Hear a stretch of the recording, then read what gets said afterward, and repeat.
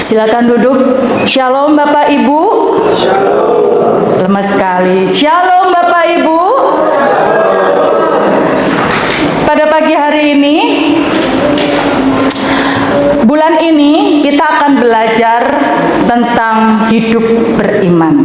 Saya percaya bahwa Bapak, Ibu, Saudara semua yang ada di sini adalah orang-orang beriman.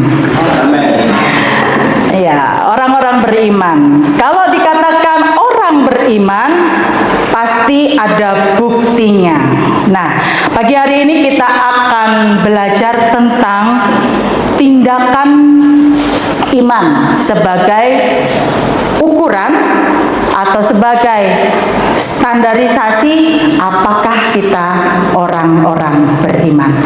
Kalau dikatakan orang-orang beriman, mungkin Bapak Ibu Saudara sering mendengarkan kesaksian, "Oh, saya beriman karena saya berdoa dengan iman, saya sakit dan mendapatkan mujizat disembuhkan. Gak lama, hari ini saya berdoa, besok sudah sembuh. Oh, saya beriman. Oh, saya beriman. Tadinya saya ini ke gereja naik motor, tapi saya beriman, saya berdoa, gak sampai 1 bulan Tuhan jawab doa saya. Karena doa saya ini penuh dengan iman, saya diberi mobil. Walaupun mobilnya ya mobil yang sederhana. Lalu berikutnya ada orang yang beriman, saya beriman, saya punya mobil ini sudah lama sekali, tahun 1980, sudah lama sekali. Dan kalau jalan itu nyot-nyotan gitu ya, jalannya padahal halus, tapi jalannya nyot-nyotan. Lalu saya beriman, saya berdoa, gak lama, cuman seminggu Tuhan jawab, ada orang yang kirim mobil Alphard. Apakah Bapak Ibu Saudara mau menjadi orang beriman seperti ini? Amin. Saya katakan, jangan mau. Itu bukan iman. Itu keinginan. Karena nggak ada di Alkitab, Bapak Ibu. Orang minta mobil, dari mobil sederhana tahun 80 dikasih mobil Alphard. Nggak ada, Bapak Ibu. Nggak ada. Nah, amin. Bapak Ibu, lalu apa beriman itu? Kalau beriman itu cepat dijawab terus kita langsung ngeklaim beriman, itu sama saja kita seperti anak-anak kecil. Kalau Bapak Ibu punya anak kecil usia 2 tahun, ya, sering kalau minta, mau aku pengen jajan, mintanya jajan, kita cepat kasih, ya kan? Tapi kalau sudah dewasa, misal Kak Niko minta sama mamanya, "Ma, aku pengen jajan." Mamanya bilang, wes gede kowe iki, minta kok kayak gitu merengek-rengek. Itu bukan yang esensi buat kamu jajan. Betul ya? Tapi kalau minta, "Ma, aku pengen study tour ke Jepang." Berdoa, mama juga berdoa, nabung, beriman. Bapak Ibu Saudara, banyak orang secara dangkal mengimani seseorang itu beriman atau mengatakan beriman lewat kata-kata, lewat pujian. Orang-orang itu dikatakan beriman, sangat dangkal sekali. Tapi beriman itu bukan sekedar keinginan. Dan ketika dijawab, dikatakan itu beriman. Kalau nggak dijawab atau diturutin sama Tuhan, berarti nggak beriman. Padahal banyak kisah-kisah Alkitab dicatat, orang-orang beriman itu ada di dalam kesulitan, ada di dalam penderitaan, ada di dalam tantangan. Kalau Bapak Ibu lomba, nggak ada lawannya, apakah bisa disebut pemenang? Kalau Bapak Ibu lomba, nggak ada rintangannya, bisa disebut pemenang? Kalau Bapak Ibu jalan di jalan yang mulus, gak pernah ada rintangan dan hambatan, lalu dikatakan, "Aku ini jago nyetir." Ada jadi orang ketika melewati jalan yang berkelok, sempit, berbatu, di pinggirnya jurang, tapi dia bisa lalui. Mana yang dikatakan dia pemenang? Orang yang ada tantangan atau yang jalannya mulus? Ada tantangan. Bisa dikatakan dia jago nyetir. Dia fasih untuk nyetir. Tapi kalau lurus-lurus aja, saya yang amatiran pun bisa. Saya pasti milih jalan yang mulus-mulus. Saya nggak berani di jalan yang terjal, karena saya amatiran.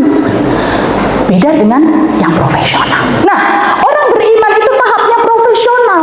Tuhan mengatakan bahwa dalam kelemahanmu lah kuasa Tuhan itu justru sempurna. Bukan dalam kekuatanmu, bukan dalam kemegahanmu. Itu yang firman Tuhan katakan. Jadi kalau orang beriman itu harus yang namanya ada tantangan, ada penderitaan. Jadi berbahagialah kalau Bapak Ibu Saudara saat ini mengalami tantangan, mengalami pergumulan. Di situ terlihat kita ini beriman atau tidak. Nah, pagi hari ini kita belajar dari satu tokoh. Kita masih belajar di Ibrani pasal 11. Satu tokoh yang namanya adalah siapa? Musa. Iya. Kenal Musa? Kenal? Tidak. Ya, kenal dari firman Tuhan. Pernah ketemu Musa? Mau ketemu Musa? Tetap beriman ya. Nanti kita ketemu Bapak Musa. Oke, tapi banyak nama Musa di sini. Baik, Bapak Ibu Saudara. Kita lihat Musa ini lahir dari pasangan suami istri, ya. Namanya siapa orang tuanya? Bapak siapa? Gak ada yang sekolah minggu di sini. Guru sekolah minggu Bapak Amran. Ibunya siapa namanya istrinya? Yokebed. Pak Amran dan Yokebed ini adalah hamba Tuhan, Bapak Ibu.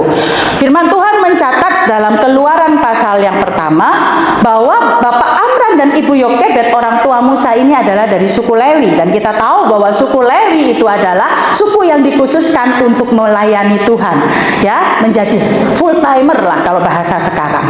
Nah, ketika mereka mendapatkan anugerah Tuhan seorang anak, saya percaya hati mereka sangat bersukacita, sekalipun ini anak yang ketiga. Karena Bapak dan Ibu Amran ini, Bapak Amran dan Ibu Yokebed ini sudah punya anak Harun dan Miriam. Ini anak yang ketiga. Apalagi anaknya ini adalah anak yang elok, anak yang cantik. Alkitab mengatakan menurut terjemahan baru LAI, anak yang cantik, bisa dikatakan anak yang ganteng, cakep, ya. Anak ketiga menutup, istilahnya ya, melengkapi buah hatinya, kehidupannya. Anaknya cakepnya luar biasa, elok rupanya. Seneng nggak punya anaknya seperti ini? Seneng ya? Senang sekali.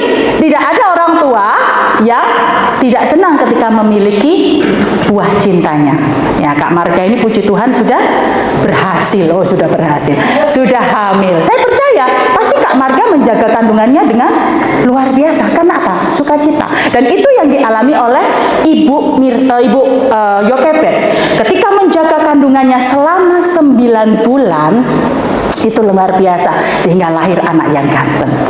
Namun Bapak Ibu, sukacita mereka, kegembiraan mereka ternyata tidak bisa kita nilai seperti sukacita pada umumnya orang-orang yang melahirkan. Kenapa? Karena kondisinya saat itu mencekam. Mereka tinggal di Mesir. Bangsa Israel saat itu tinggal di Mesir setelah sejak zaman Yusuf, ya. Bangsa Israel pindah ke tanah Mesir. Nah, di zaman Yusuf, orang Israel sangat dijamin luar biasa oleh Fir'aun, raja Mesir saat itu. Diberi tanah yang sangat baik dan benar-benar diterima, ya, dan dipelihara luar biasa. Tetapi yang terjadi di zaman Musa lahir berbeda dengan zaman Yusuf. Ketika Musa lahir, bangsa Israel ada di Mesir. Saat itu jumlahnya sudah sangat banyak. Alkitab mencatat dalam Keluaran pasal 1, orang Israel itu jumlahnya berlipat-lipat kali ganda, dan itu membuat gundah gulana Raja Mesir. Raja Mesirnya beda dengan Raja Mesir saat Yusuf memerintah. Raja Mesirnya sudah berganti walaupun namanya sama-sama Fir'aun, ya. Nah, sifat Fir'aun yang baru yang memerintah ini sangat kejam. Sehingga Alkitab mencatat di dalam kitab Keluaran, saat itu kondisinya adalah Raja Mesir Fir'aun menyuruh semua orang-orang Mesir untuk menindas bangsa Israel. Mereka dipaksa untuk bekerja. Kejam. Dan lebih kejam lagi karena ketakutan mereka atau ketakutan rakyat Mesir dan Raja Mesir bahwa bangsa Israel nantinya kalau bertambah banyak lalu bersekutu dengan musuhnya, bisa-bisa menyerang Mesir dan menguasai Mesir. Sehingga timbul pikiran kotor atau pikiran kejam dari Raja Fir'aun. Bunuh semua bayi laki-laki, yang perempuan biarkan aja. Dan mereka menyuruh bidan-bidan yang menolong orang-orang Ibrani, orang-orang Israel yang melahirkan bayi laki-laki untuk membunuh bayi itu saat itu juga. Kejam kan? Nah, ketika mengetahui kenyataan ini, tentunya apa yang dialami oleh Ibu Yokebed, orang tua dari Musa ini, hancur hatinya. Di sisi lain dia bersuka cita karena mendapat anugerah, tapi di sisi lain kondisi ini membuat dia, gimana anakku? Apakah anak yang baru lahir lalu dibunuh? Lalu bagaimana? Coba kalau kita mengalami di dekatnya Ibu Yokebed, kita tentu pasti akan panik, Bapak Ibu. Daripada mungkin orang-orang Israel saat itu, daripada dibunuh oleh Raja Fir'aun, lebih baik tak bunuh sendirilah. Mungkin loh ya ini, mungkin ini cuma waktu saya menggumuli firman Tuhan lembeng. Tetapi luar biasanya apa yang dilakukan oleh Ibu Yokebed. Di sini dikatakan, next. Kitab Ibrani pasal yang ke-11 ayat yang ke-23 mencatat bahwa karena iman orang tua Musa. Jadi iman Musa diawali dari iman orang tuanya. Ibu Yokebed, orang tua Musa, yang tentunya pasti disetujui oleh suaminya Pak Amran, tidak takut akan perintah raja. Saya yakin dan percaya ketika Ibu Yokebed ini mengambil tindakan iman, yaitu menyembunyikan bayi Musa, yang pastinya semakin lama suaranya semakin kenceng. Kalau nangis nggak mungkin bisa disembunyikan lagi di dalam rumah. Jadi umur 3 bulan dia membuat yang namanya perahu-perahuan itu dari gala atau tempat untuk menaruh bayi Musa di sungai Nil. Harapannya ada orang yang menolong. Itu saya yakin dan percaya, itu pergumulan lewat doa, berdua, dan itu adalah hikmat Tuhan. Tidak mengambil keputusan secara gegabah, atau mungkin menyerang Fir'aun, atau mungkin menyerang tentara Mesir. Tetapi dengan hikmat Tuhan, bayi itu diselamatkan oleh ibunya di sungai Nil. Harapannya mungkin kalau di sungai yang jauh begitu ya, nggak kedengaran siapa-siapa, nanti saya beberapa kali saya bisa menyusui, nanti saya temuin. Tetapi di sisi lain, yang namanya sungai Nil, kalau ada hujan gimana ya? Kalau ada petir gimana ya? Kalau ada binatang buas gimana ya? Pasti ada, tetapi iman yang besar tidak dikuasai oleh ketakutan. Percaya bahwa Allah pasti memelihara bayiku. Dan luar biasanya Bapak Ibu, luar biasanya iman dari Ibu Yokebed ini, karena ia menyerahkan dirinya kepada Tuhan dalam hikmat Tuhan, bayinya selamat. Ditolong oleh siapa? Di luar daripada pikirannya, ditolong oleh putri Fir'aun.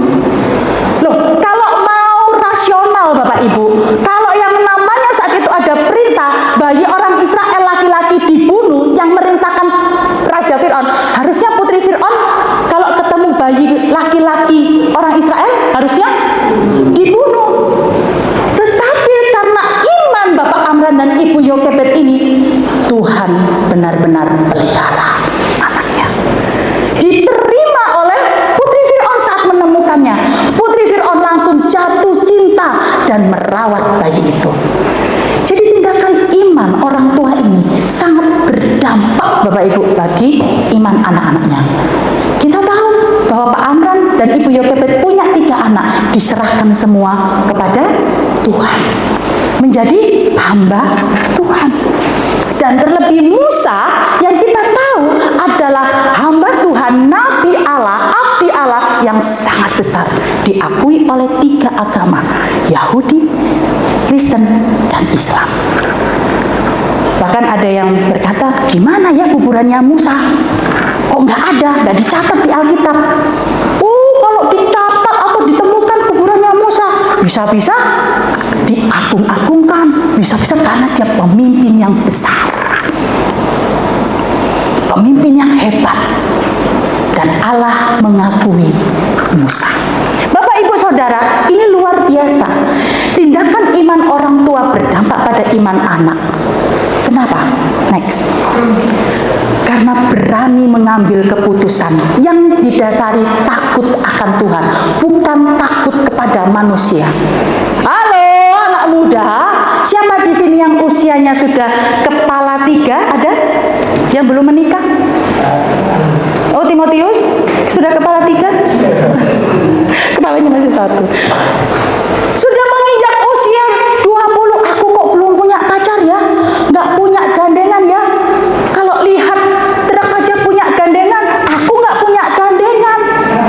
Aduh, udah masuk kepala 3, aku nggak punya sisihan nih. Gimana?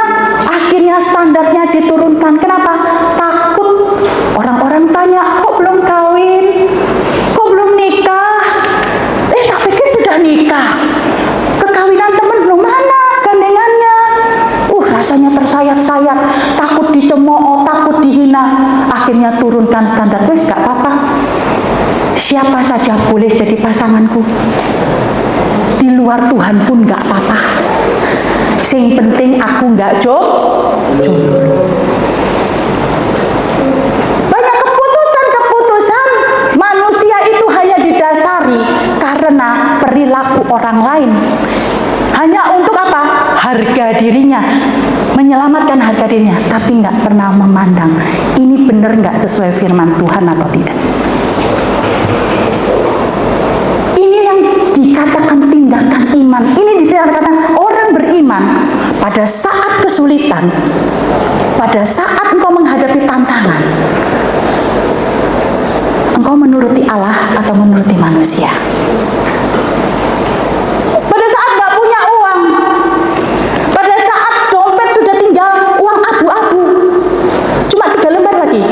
Cuma 6.000. Gimana caranya saya makan? Coba ke tetangga, pinjam uang. Coba pinjol, pinjam uang. Dan di situ dikatakan Tuhan selalu menolongku karena ada pinjol. Bapak Ibu, kita contoh Ibu Yokebed. Dia nggak pakai akalnya sendiri. Dia pakai hikmat Tuhan. Dia percaya pemeliharaan Tuhan. Mungkin orang akan berkata, goblok kamu taruh di sungai, bodoh kamu, anakmu kamu biarkan. Tapi saat itu saya percaya bahwa ini tuntunan Tuhan. Hasilnya adalah Tuhan pelihara baik itu. Bapak Ibu, next berikutnya. Kita lihat bagaimana kehidupan Musa. Musa itu usianya totalnya 120 tahun. Ada yang mau usianya seperti Musa ini? 120 tahun? Enggak, saya enggak, Bapak Ibu ya. Ya. Kita lihat kehidupan Musa selama 120 tahun. 40 tahun fase pertama dibagi menjadi 3 fase. 40 tahun pertama, 40 tahun kedua, 40 tahun ketiga. Ya. Oke, Bapak Ibu, 40 tahun pertama Musa ini tinggal di mana? Di istana, Bapak Ibu. Siapa yang pernah ke istana? Saya pernah ke istananya Yogyakarta itu, tapi cuma masuk di pelatarannya. Tapi saya percaya yang namanya istana itu pasti bagus. Banyak makanan enggak? Saya percaya Musa ini nggak pernah cuci piring, Bapak Ibu. Nggak pernah cuci baju sendiri. Tinggal nyuruh. Iya, Bu, soalnya nggak pakai. itu waktu masih kecil, ya. Saya yakin bahwa dia mendapatkan pendidikan yang terbaik, sekolah yang terbaik. Saat itu tahun itu Bapak Ibu, Mesir itu adalah negara adidaya. Kalau sekarang itu Amerika gitu ya. Peradabannya luar biasa, ya. Banyak orang-orang hebat itu ada di Mesir. Ya, makanya Yusuf itu bisa mengartikan mimpi. Sebelum Yusuf banyak ahli-ahli yang bisa mengartikan mimpi. Karena memang Mesir itu adalah negara yang sangat maju. Jadi saya percaya ketika Musa itu menjadi anggota keluarga Raja Mesir, perlakuannya ya memang seperti anak raja. Kepomo kata orang Jawa. Nyaman. Ya, orang kaya. Luar biasa. Nah, bukan hanya itu, ketika dia dididik bukan hanya kepandaian, tapi juga dia dididik untuk bisa kuat. Dia bisa hebat. Nah, Bapak Ibu, kondisi yang saat ini, kondisi Fir'aun di fase pertama ini, kita melihat bahwa Musa itu adalah hidupnya sangat diberkati oleh Tuhan. Kemarin ketika saya ada pertemuan dengan salah satu jemaat Tuhan, ngobrol soal bayi Lili. Siapa bayi Lili? Anak angkat Raffi Ahmad. Saya tanya, kalau bayi Lili ini diadopsi oleh Raffi Ahmad, menurut Bapak Ibu dia beruntung atau enggak ya? Orang yang saya temuin ini, yang ngobrol ini orang kaya juga Bapak Ibu, dan beliaunya bilang, nggak kurang beruntung apa dia, nggak kurang seneng apa dia diangkat jadi anaknya Raffi Ahmad. Mungkin orang-orang, aku juga mau, kalau saya baca ya di di IG-nya itu, di IG-nya Raffi Ahmad, aku mau dong Papa Raffi diangkat jadi anakmu, aku juga mau dong. Apalagi Musa Bapak Ibu, Raffi Ahmad jauh lebih sederhana lah dibandingkan Raja Fir'aun. Dia raja, negara yang maju, dia diangkat jadi anak. Tentunya kalau sudah dalam kondisi begini, secara manusia Musa akan lebih memilih nyaman tinggal di istana. Next. Dia jadi pemimpin di Mesir saat itu, di usianya yang ke-40. Tapi Alkitab mencatat, next, iman Musa justru menolak dia menjadi anaknya siapa? Putri Fir'aun. Dia tahu identitas dirinya, dia bukan anak Fir'aun, tapi dia anak Tuhan. Dia orang Israel, bangsa pilihan Tuhan yang saat itu dijajah. Karena itu dia dikatakan dia lebih suka menderita bersama dengan bangsanya. Dia pulang kepada rumahnya, dia tahu siapa dirinya. Sekalipun dia menderita sengsara dengan umat Allah, tapi dia tahu dia bukan tinggal di Mesir. Mesir penuh dengan dosa, sekalipun bergelimang harta. Bapak Ibu Saudara, Musa tidak memilih menikmati kesenangan dari dosa. Dia memilih kembali kepada bangsanya. Bahkan dikatakan di Ibrani pasal 11 ayat yang ke-24 sampai 26, ia menganggap penghinaan karena Kristus sebagai kekayaan yang lebih besar. Loh, ini luar biasa. Dia menderita karena Kristus, dia menganggap itu dia orang kaya karena dia mempercayai dia milik Kristus daripada semua harta Mesir. Kuncinya Bapak Ibu, belum ia arahkan kepada upah. Ini kitab Ibrani mencatat, penulis kitab Ibrani mencatat sebagai upah. Upahnya apa? Upahnya besar di surga. Bahwa apa yang sementara itu tidak menjadi kesenangannya. Dan di awal dikatakan, karena iman maka Musa setelah dewasa. Ini ciri orang yang dewasa iman Bapak Ibu. Apa ciri orang yang dewasa iman? Tindakannya adalah, next, dia berani meninggalkan kenyamanan diri untuk Tuhan. Banyak orang Kristen, pindah-pindah gereja. Kenapa? Aku aku lebih baik ke gereja yang situ ajalah, nggak apa-apa sebagai jemaat biasa. Aku kalau disuruh pelayanan, dikasih tugas, aduh repot saya tak pindah gereja aja. Yang penting saya beribadah. Banyak orang Kristen yang memiliki kenyamanan sebagai orang Kristen, nggak mau melayani Tuhan karena menganggap menderita ketika melayani Tuhan. Habis waktunya, habis tenaganya, habis uangnya. Tapi saya percaya di Jemaat Solafide ini nggak ada. Amin. Saya bersyukur Bapak Ibu Saudara semua terlibat dalam pelayanan. Di luar sana ada banyak orang-orang Kristen yang maunya seperti bangsa Israel. Bangsa Israel ini bangsa yang maunya menang sendiri Bapak Ibu. Kalau saya baca, maunya menang sendiri, bahkan maunya menang tok sama Tuhan, bukan menangis.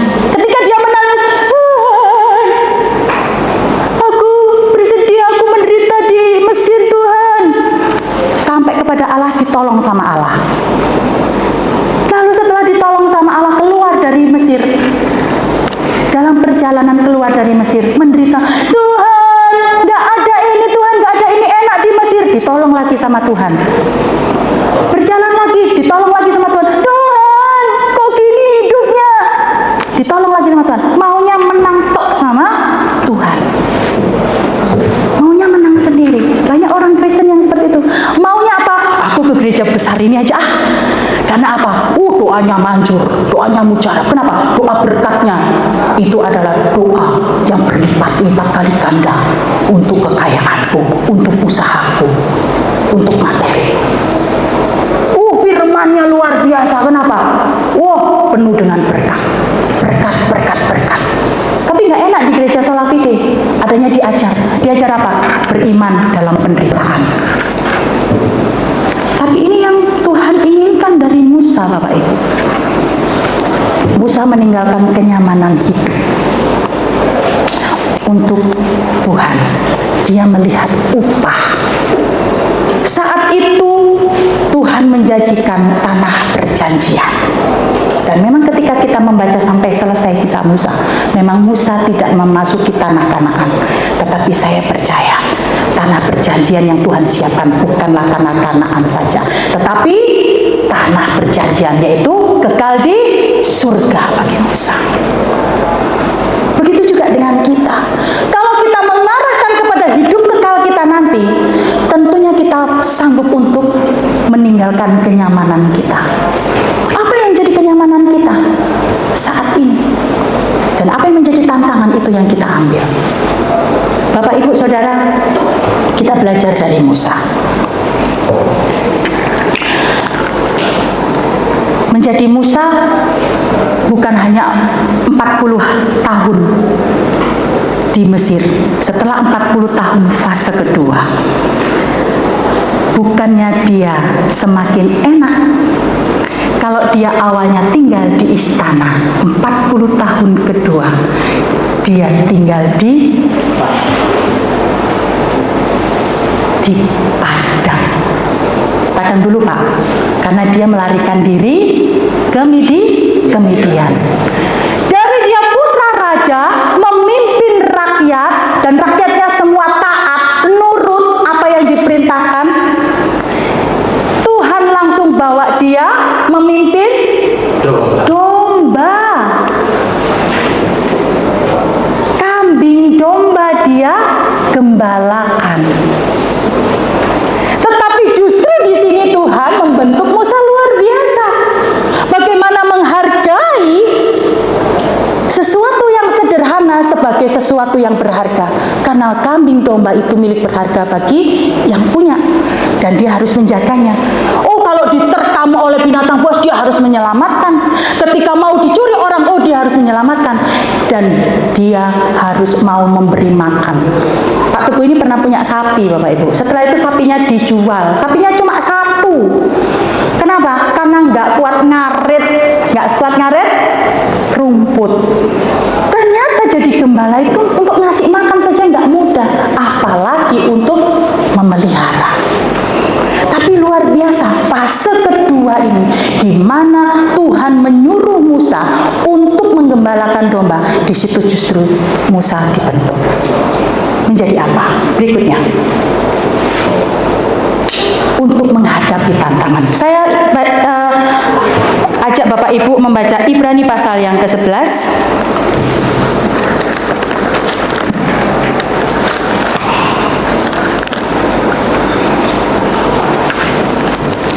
Ibrani pasal yang ke-11 ayat yang ke-27.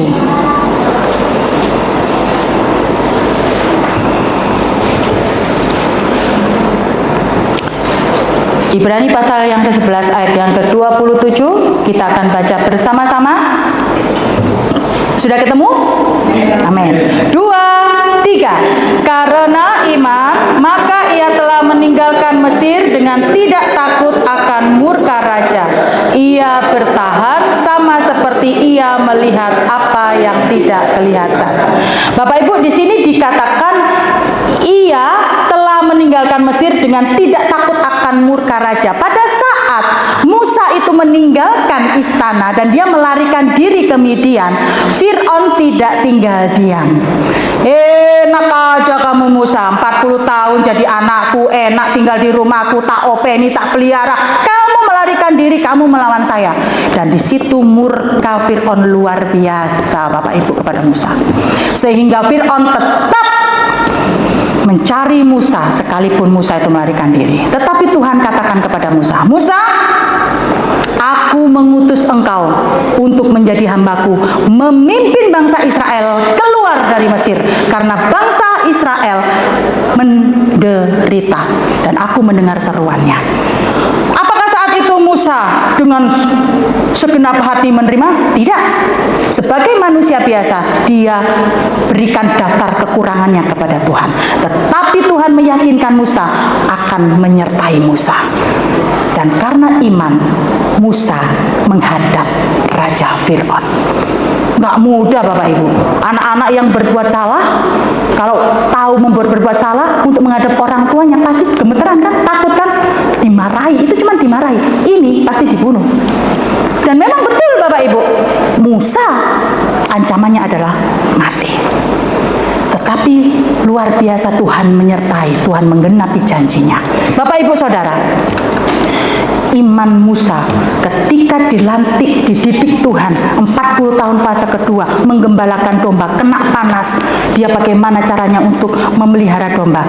Di situ menjadi titik awal untuk Musa menjadi orang yang berani. Musa ini Bapak Ibu, orang yang paling lembut hatinya di antara semua manusia di muka bumi. Kalau nggak percaya nanti Bapak Ibu baca saja di Bilangan pasal 12 ayat yang ketiga. Sangat lembut hatinya. Ya. Sehingga wajar saja kalau Musa merasa aku nggak fasih lidah.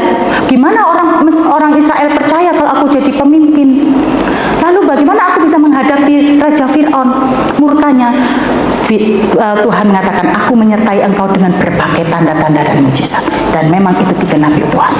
Dan berikutnya Bapak Ibu, menghadapi murka raja bukan hanya marah, tetapi sampai 10 kali Musa menghadapi Fir'aun yang keras hatinya.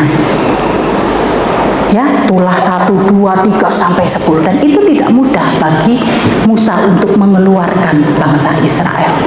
Dan ternyata hingga ketulah yang ke-10, kita baca di ayat yang ke-28.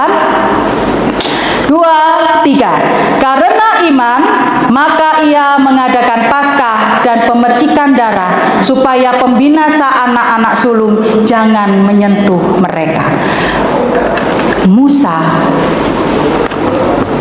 beriman kepada Tuhan. Di situ next. Ya, belum. Ya. Pada saat tulah yang ke-10, Tuhan mengatakan, Musa, aku akan membunuh semua anak sulung di Mesir. Kamu harus bikin tanda, semua rumah-rumah bangsa Israel kamu olesi dengan darah. Kamu percikkan darah, supaya sebagai tanda, sehingga maut lewat. Ini iman Bapak Ibu. Banyak orang berkata beriman. Saya mau tanya, Bapak Ibu orang beriman? Yakin? Amin. Coba lihat muka kiri kanannya orang beriman. Orang beriman ya. Saya mau mau tanya aja. Kalau memang orang beriman, saya mau tanya. Mana yang takut? Bapak Ibu takut setan atau setan takut Bapak Ibu Saudara? Loh, kok udah lemes? Tadi aminnya kenceng. Mana yang takut? Setan takut Bapak Ibu Saudara atau Bapak Ibu Saudara takut setan? Atau gantian takutnya? Kadang-kadang saya takut setan, kadang-kadang setan takut saya. Bapak Ibu, ayo kita ambil iman Musa. Bapak Ibu sudah terima pemercikan darah dari Tuhan Yesus? Bapak Ibu percaya bahwa hidup Bapak Ibu Saudara itu sudah ditebus oleh darah Kristus? Firman Tuhan mengatakan, ketika Kristus bangkit dikatakan, hai maut di mana?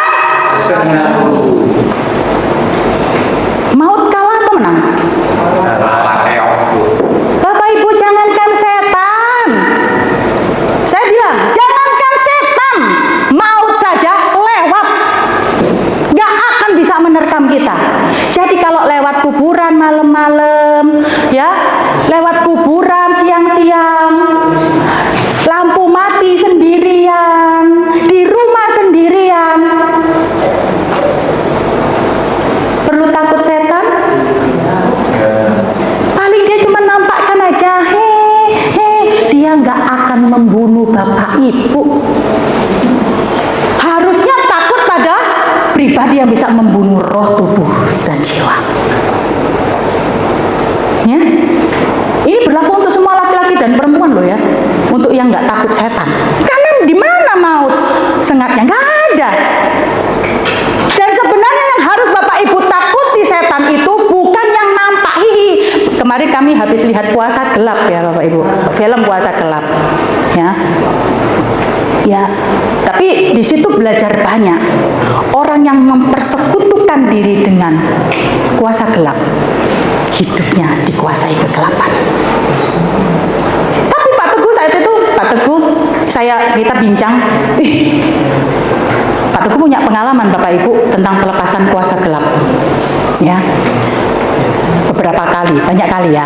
Dan kalau berdoa untuk pelepasan gitu, selalu minta saya sama Jesa untuk berdoa supaya tidak diserang. Lalu saya tanya, angel yo Pak yo ternyata ya, karena di cerita kuasa gelap ini film ya Bapak Ibu, tapi ini sebenarnya kisah nyata. Itu nggak hanya satu kali dia dilepaskan, satu kali dipikir sudah keluar semua, ternyata yang kedua kali itu lebih dahsyat setannya, lebih banyak. Namanya apa? Jezebel. Ya, ternyata lebih banyak yang kedua. Kenapa? Karena orangnya ini masih buka celah. Firman Tuhan sudah katakan ya, ketika rumahnya sudah dikosongkan, tetapi dia buka celah, masuk lagi. Nah, ternyata angel ya Pak ya, ternyata susah ya ngusir setan. Aku bilang gampang. Kalau ngusir setan gitu itu gampang mah. Karena itu masih krocok yang menguasai, istilahnya merasuki. Itu mudah. Tidak butuh waktu yang lama. Tapi yang susah adalah ketika setan sudah menguasai pikiran, hati, perkataan, dan seluruh kehidupan. Di mana? Karakter. Makanya firman Tuhan mengatakan,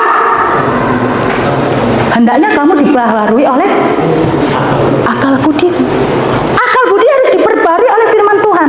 Kenapa? Karena banyak yang dilakukan iblis untuk menyerang pikiran manusia supaya jauh dari Tuhan, supaya nggak percaya sama Tuhan.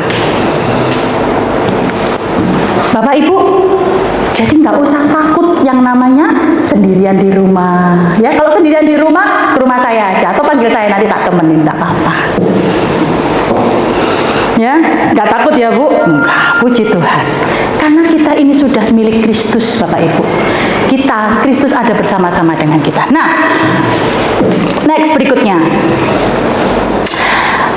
Di ayat yang ke-29, mari kita baca. 2, 3. Karena iman, maka mereka telah melintasi Laut Merah, sama seperti melintasi tanah kering, sedangkan orang-orang Mesir tenggelam ketika mereka mencobanya juga. Saat itu kondisinya, di depan musuh, di depan tertutup, di belakang musuh. Nggak ada samping kiri kanan, nggak ada Bapak Ibu, jangan nawar. Di depan laut. Kalau balik ke belakang, tentara Mesir, musuh. Di depan kalau masuk ke laut mati, balik ke belakang mati. Tapi luar biasanya penyertaan Tuhan, penyertaanmu Tuhan, segalanya bagiku. Tuhan membuka laut itu, dan ini sekali sepanjang zaman sampai Tuhan Yesus datang. Makanya Bapak Ibu, jangan pernah iri. Tuhan, itu kok dapat mujizat ini ya, aku nggak dapat mujizat. Karena itu haknya Tuhan. Laut yang terbelah nggak pernah dialami lagi, hanya Musa yang mengalami. Artinya apa? Ketika kita menyerahkan dan kita percaya pada penyertaan Tuhan, Tuhan sanggup buka jalan. Benar-benar iman Musa membawa kepada kepercayaannya pada Tuhan. Next berikutnya, tindakan iman. Musa berani menyelesaikan proses yang Tuhan berikan. Menjadi Musa nggak mudah Bapak Ibu. Di fase yang ketiga, Musa setelah dihantar ke padang untuk menggembalakan domba, berikutnya 40 tahun ketika di sisa hidupnya, Tuhan membawa ke tempat yang lebih lagi tantangannya, yaitu padang gurun. Bukan sendirian, bukan dengan hanya kambing domba, tetapi dengan apa? Lebih dari 2 juta rakyat Israel. Kalau dulu dia di Mesir, dia menyuruh atau memimpin rakyatnya, rakyat nurut, patuh. Tetapi ketika memimpin bangsa Israel, nggak mudah Bapak Ibu, nggak mudah. Bangsa Israel itu bangsa yang tegar tengkuk. Tahu artinya tegar tengkuk? Keras kepala. Apalagi? Kepala batu. Oke, pemberontak. Bangsa yang tegar tengkuk itu mengalami mujizat Tuhan, tapi ternyata nggak percaya Tuhan. Itu tegar tengkuk Bapak.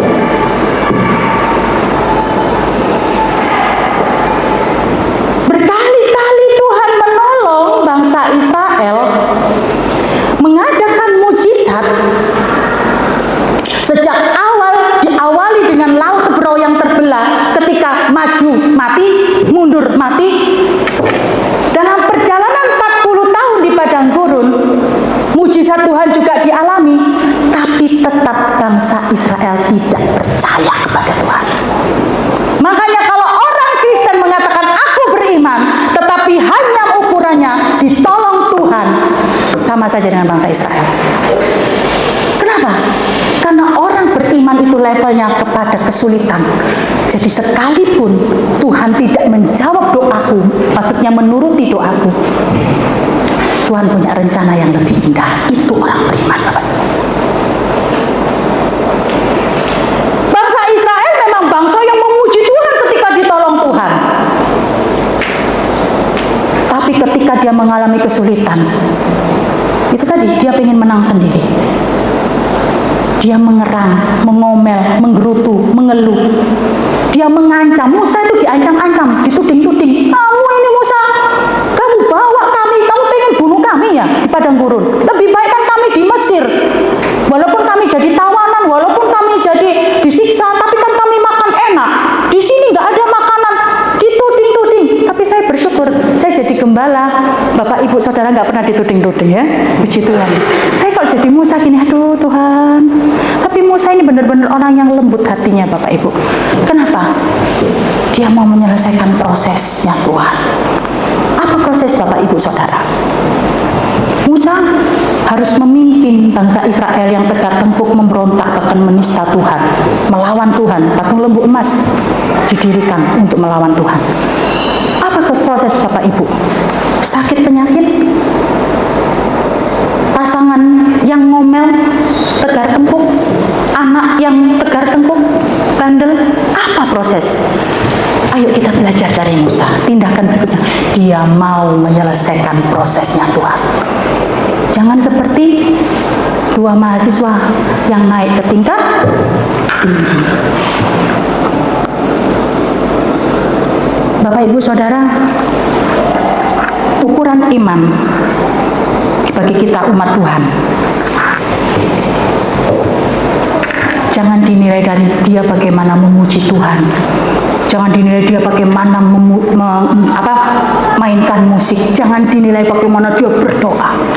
Banyak orang Kristen berdoa, menyanyi, main musik sampai gemetar, wah gitu ya, itu tanda orang beriman. Tapi selepas dari gereja, bikin tetangganya gemetar, orang di jalan gemetar, suami istrinya dibuat gemetar, anaknya dibuat gemetar, mau marah anaknya, iya ma, iya ma, iya ma. Ini bukan orang beriman, Bapak Ibu. Kita contoh Musa, dia mengalami proses tanpa dia protes sama Tuhan.